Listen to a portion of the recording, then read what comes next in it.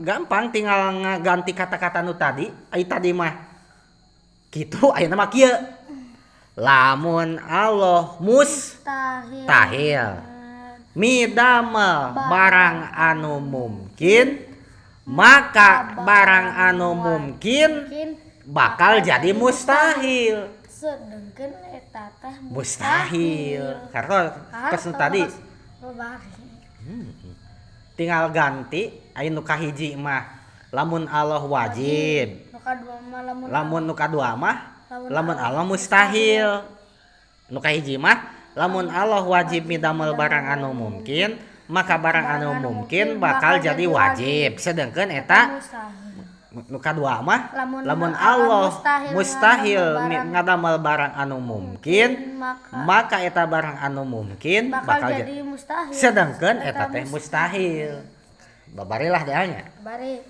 Contoh, bade dicontohan. Bade. Kan kudu nama Allah teh wenang midamel barang anu mungkin teh. Ieu kah jadi mustahil? Nu wenang teh makhluk teh contona teh deal kieu. Lamun Allah mustahil nyiptakeun deal, maka deal teh bakal jadi barang anu mustahil ayana. Sedengkeun ayana deal mah dah henteu mustahil. Kok ieu buktina ge aya? Nya. Ayana deal mah teu mustahil, teu wajib, tapi ayana deal mah wenang. Naon pangna ayana deal wenang? Sabab Allah mah wenang nyiptakeun dealna. Teu wajib, teu mustahil nyiptakeun deal teh Allah teh. Pahamlah dealnya. Paham.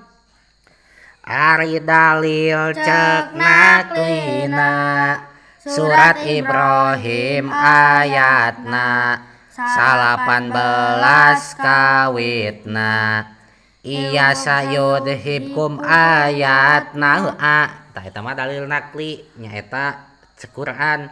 Dalil nakli ngadalil naklian bahwa Allah teh wenang midamel barang anu mungkin jeung wenang henteu midamelna. Nyata surat naon cenah? Ibrahim ayat 18 lengkap nama kieu iyasya yudhibukum wa ya'ti bi khalqin jadid kena kitab nu luhur aya.